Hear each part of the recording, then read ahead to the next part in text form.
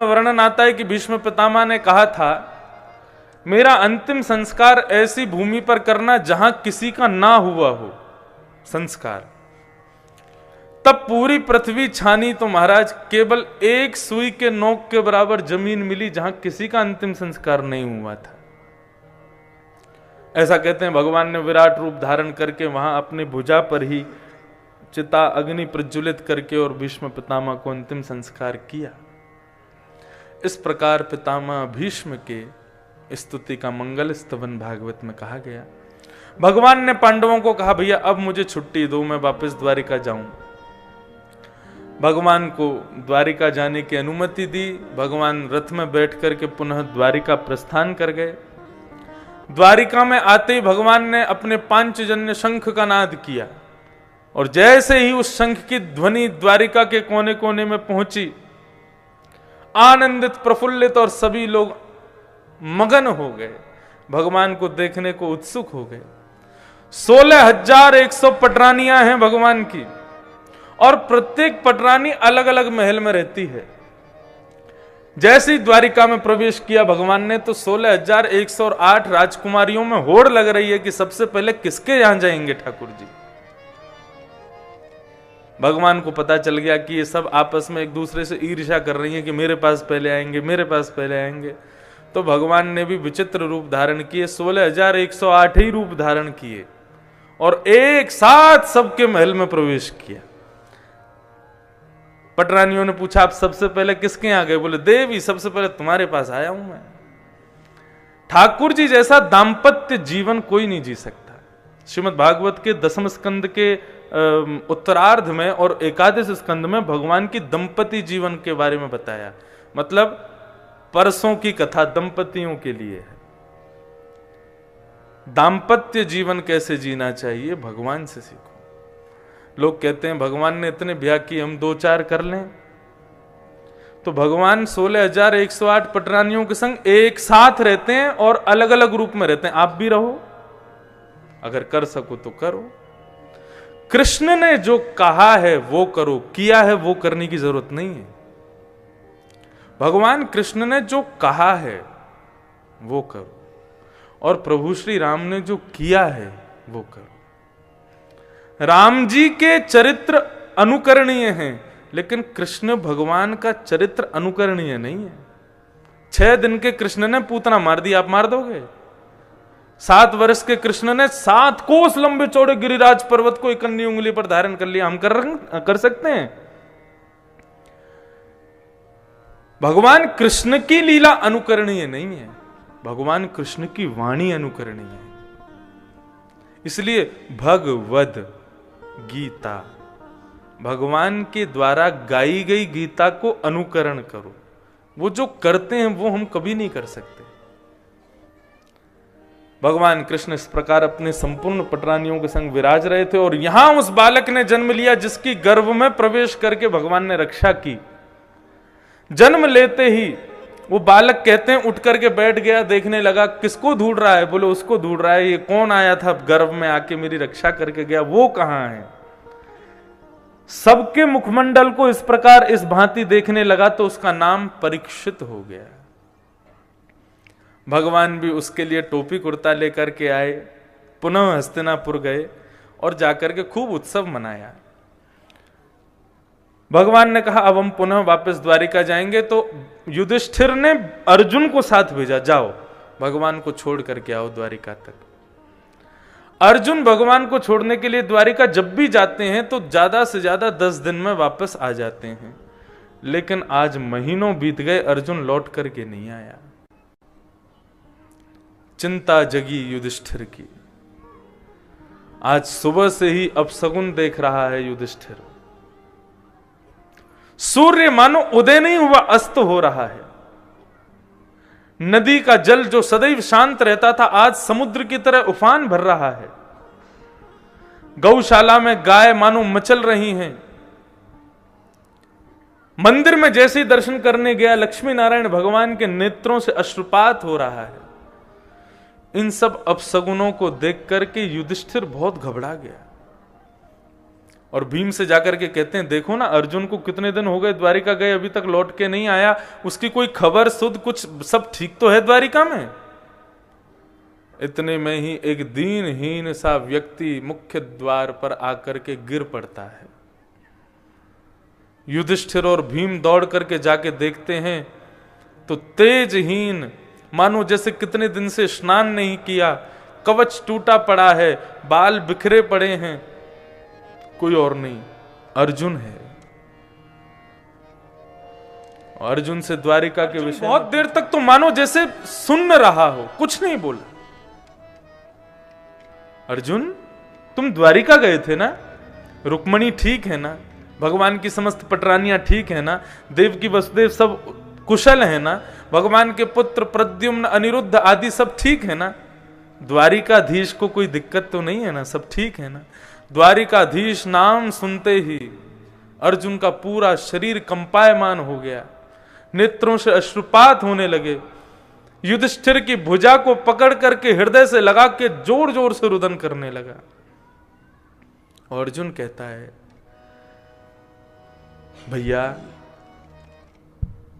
निरंतर हमारे साथ छाया की तरह रहने वाले महाभारत विशाल युद्ध को इस प्रकार पार करवा दिया जैसे एक मां अपने पुत्र के हाथ को पकड़ करके पार कर देती है, जिनकी वजह से मेरा गांडीव धनुष तीनों लोकों में सबसे ज्यादा प्रचलित था। मैं यदि स्वर्ग जाता था तो इंद्र भी अपना आसन छोड़ देता था। क्यों? बोले कृष्ण का मित्र अर्जुन आया है। ऐसे हमारे प्रिय कृष्ण द्वारिकाधीश हम सबको अकेला छोड़ करके अपनी पूरी लीला संवरण करके अपने धाम को प्रस्थान कर गए। धराधाम की लीला उनकी पूरी हो गई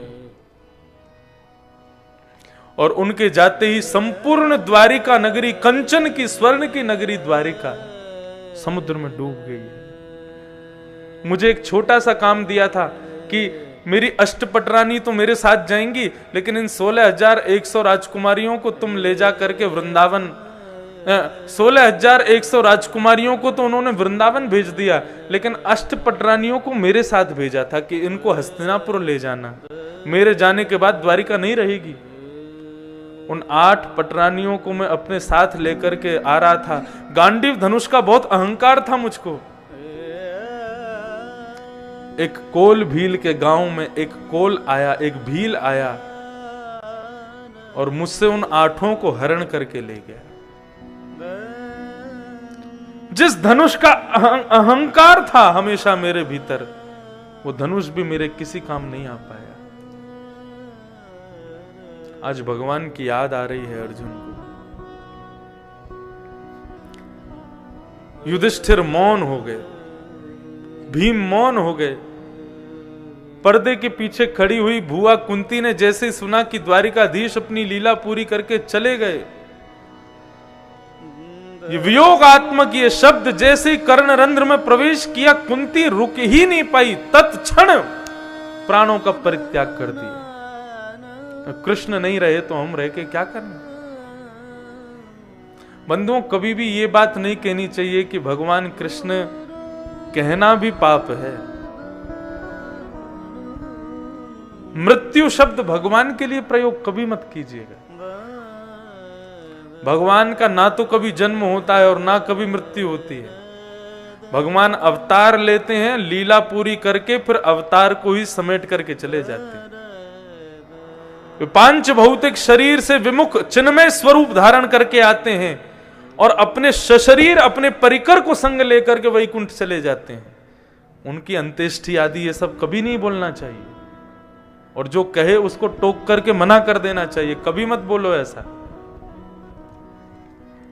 भगवान के लिए कभी ऐसा भाव प्रस्तुत मत करना। आज समस्त पांडवों को एक एक उपकार याद आ रहा है भगवान का।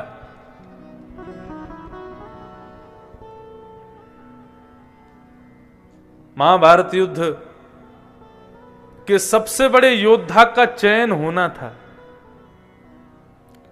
बर्बरीक के पास में सब लोग गए और सबने जाकर के कहा, बर्बरीक, तुमने महाभारत का युद्ध देखा है, बताओ महाभारत युद्ध का सबसे बड़ा योद्धा कौन था?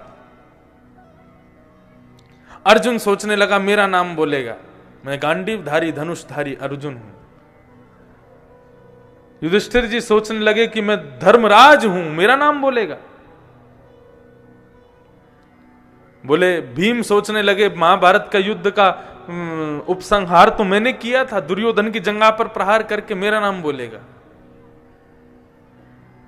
लेकिन वहां विचित्र घटना घटती है।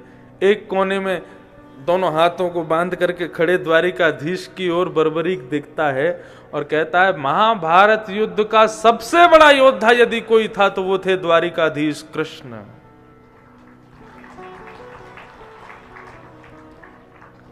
युधिष्ठिर चिल्लाने लगा बर्बरीक पर, अरे बर्बरीक,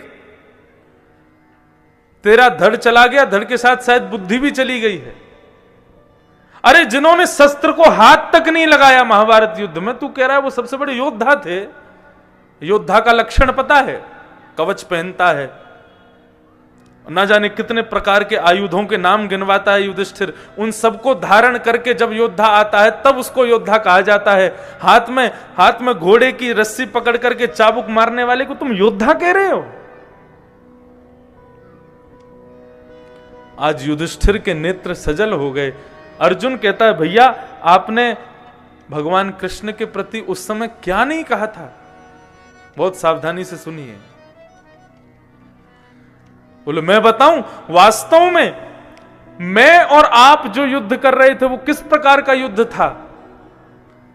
बोले वो इस प्रकार का युद्ध था कि ठाकुर जी ने महाभारत युद्ध की सेना को जैसे ही एक बार देखा, देखते ही ठाकुर जी ने उन सब की प्राणों का तभी हरण कर लिया था। मैं और आप तो केवल मरे मराए मुर्दों को ही मार रहे थे, उनकी मृत्यु तो पहले ही हो चुकी थी। सावधानी से सुनिए बहुत। ये अभी कथा जिस गति से चले अब चले, हम कृष्ण जन्म चाहे 12 बजे करें, आज कर देंगे। हमसे भागा नहीं जाता कथा में। हमें एक प्रसंग दिखता है तो आप लोग दिखना बंद हो जाते हो, मुझे प्रसंग दिखाई दिखने लग जाता है और फिर मुझे लगता है इसको कह ही दूं। जब महाभारत का युद्ध सुनिश्चित हुआ उस समय युधिष्ठिर राजा से भगवान कृष्ण ने एक उनको उपाय बताया। बोले देखो पांडवों कौरवों के पास सेना बहुत बड़ी है और तुम्हारे पास उतनी बड़ी सेना नहीं है। क्या करो, अपने मित्र राजाओं को संदेश लिखो और तुम्हारे जितने भी मित्र हैं पूरे भारतवर्ष में उन सबको संदेश लिख करके सबको आमंत्रण भेजो कि वे अपनी सेना लेकर के यहां पधारें। सेना का बल तो होना बहुत जरूरी है। युधिष्ठिर ने कहा जो आज्ञा। उसने अपने सारे राजाओं को, यहां तक कि इन राजाओं की श्रृंखला में लंका के नरेश विभीषण का भी नाम था। हमारे पूज्य नाना जी सुनाया करते थे कि विभीषण को निमंत्रण पत्र देने के लिए स्वयं भीम गए लंका, और विभीषण के यहां जैसे ही पहुंचे भीम, तो भीम के आते उनकी खूब बढ़िया स्वागत किया, खूब सत्कार किया और आकर के विभीषण बड़े अहंकार में आए कि हमारी इतनी सेना। अच्छा, निमंत्रण पत्र युद्ध का कैसा होता था?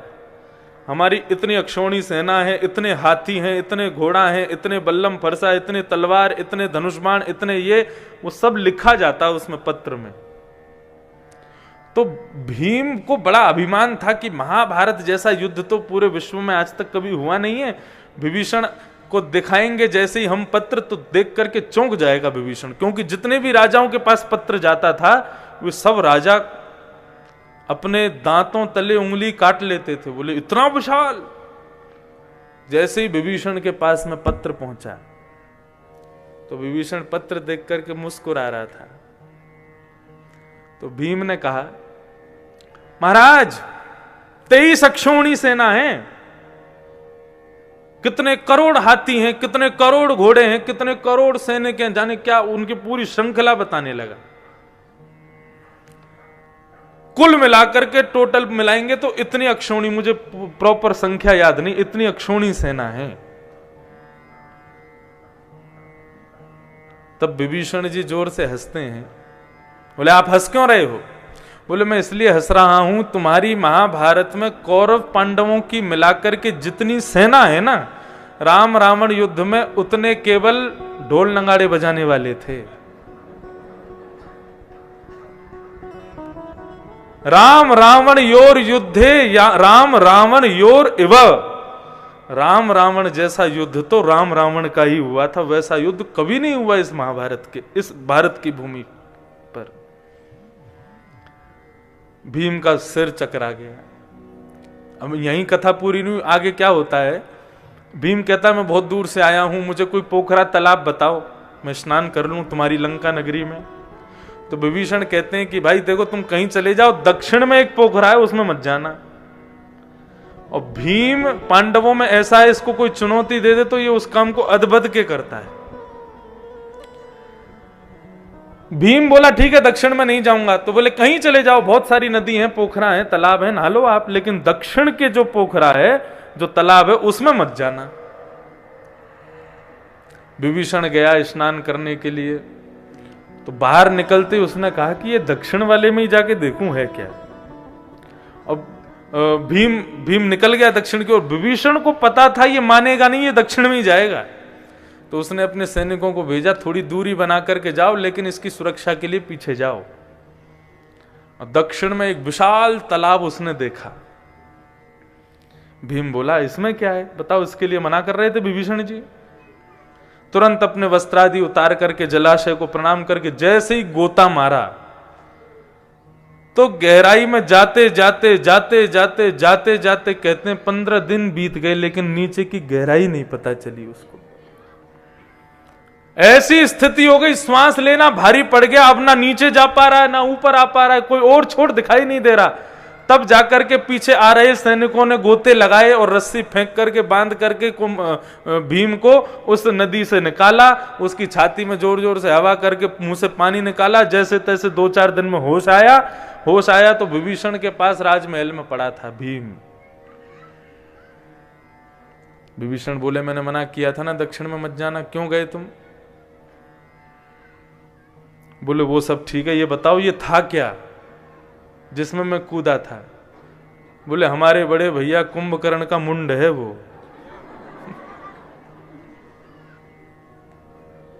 भीम बोला आपके चरण कहां हैं? अरे भाई कहां आ गया हूं मैं, ये कैसी नगरी है? बोले हम बोल रहे हैं ना राम रावण जैसा युद्ध तो राम रावण का ही हुआ है, लेकिन तुम्हारी महाभारत युद्ध में सहायता करने के लिए दक्षिण प्रांत के समस्त राजा आएंगे, तुम चिंता मत करो।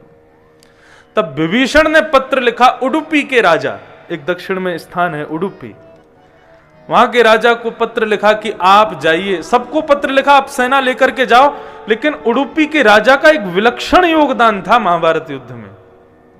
उडुपी में भगवान कृष्ण का बहुत सुंदर मंदिर है। तो उडुपी के राजा वो अपनी सेना लेकर के पहुंचे हस्तिनापुर। तो जैसी सेना लेकर के पहुंचे भगवान कृष्ण सबका स्वागत कर रहे थे, आओ आओ आओ विराजो, तुम ये कार्य करना, तुम यहाँ की सेना, तुम यहाँ का भाग संभालना, तुम पूर्व के भाग को संभालना। तुम जैसे उडुपी का राजा आया तो भगवान कृष्ण उससे कहने लगे बताओ तुमको क्या सेवा दी जाए। तो बोले महाराज मैं सोच रहा हूं आपकी इतनी बड़ी सेना सुबह से शाम तक युद्ध करेगी, सूर्यास्त होते युद्ध नहीं होता था, फिर सब भोजन करके आराम करते थे। सूर्यास्त होते ही इतनी विशाल विलक्षण सेना को भोजन कौन कराएगा? मेरी पूरी सेना अस्त्र शस्त्र के बिना आई है, क्या लेके आई है? बोले सब कढ़ाई लेकर के आए, चम्मच लेके आए, चिमटा लेके आए, हम लोग सब क्या करेंगे? भोजन बनाएंगे, सबका भोजन बनाना और शाम को आपकी पूरी सेना को भोजन कराना। भगवान उसके भाव से इतने प्रसन्न हो गए, बोले ये तुमने सोचा ही नहीं कि इतनी भोजन की व्यवस्था कहां से होगी। तो उडुपी के राजा सबका भोजन बनाते थे, शाम को सबको देते थे। रात्रि में भगवान कृष्ण जब सोने जाते थे तो भगवान कृष्ण के कक्ष में उडुपी के राजा एक कटोरा में, चांदी के कटोरा में चने भर के रख देते थे ताकि रात में भूख लगे तो खा लेंगे। भगवान कृष्ण रोज रात्रि में बैठते थे और चिंतन करते थे दूसरे दिन युद्ध में क्या करना है। और चने खाते थे। संपूर्ण महाभारत का युद्ध हुआ, जब अंतिम दिन था तो युद्ध होने के बाद में भगवान सबको कोई ना कोई उपहार दे रहे थे, जितने राजा आए थे। उडुपी के राजा जैसे ही भगवान के सामने आए, भगवान ने उडुपी के राजा की एक विलक्षण बात को आज गौर किया जो इतने दिन से गौर नहीं किया। भगवान बोले, यार तुम एक बात बताओ, रोज सेना में से कम 1000, 2000, 3000 सैनिक मारे जाते थे। तुम्हारा भोजन सामग्री उतनी ही कैसे बन जाती थी जितनी सेना बचती थी? क्योंकि अंतिम पंक्ति जब होती थी उसी समय सारा भोजन पूरा हो जाता था। तुमको कैसे पता रहती थी कि आज कितनी सेना रहेगी, आज कौन मरने वाला है, क्या होने वाला है? तब उडुपी का राजा बोले प्रभु मैं आपके कक्ष में रोज रात्रि में चने रखता था, उनको गिन के रखता था, और जितने भी मुख्य योद्धा हैं उन सबका विचार करके रखता था। मुझे पता था आज आप रात्रि में क्या करेंगे, कक्ष में जाएंगे और ऊपर की ओर देखेंगे और सोचेंगे कल किसको मारना है, कल भीष्म पितामह को सैया पे लेटाना है, कैसे लेटाना है, यहां से यूं अर्जुन जाएगा, यहां से ऐसे होगा। पूरी रूपरेखा आपके ऊपर बनती रहती थी, और जैसे ही भीष्म पितामह को बाण लगे, बाणों की सैया पे लेट गए, आप कहते हैं हाँ हो गया काम, फिर एक चना खा लेते थे। तो आपकी उस गणना से मैं समझ जाता था आज कितने लोग मरने वाले हैं। भगवान के नेत्र सजल हो गए, उसको हृदय से लगाया, बोले हम तुमसे इतने प्रसन्न हैं, जरूर उडुपी में हमारा एक सुंदर मंदिर बनाओ और उस मंदिर की मूर्ति में मेरा पूर्ण रूपेण आवेश रहेगा।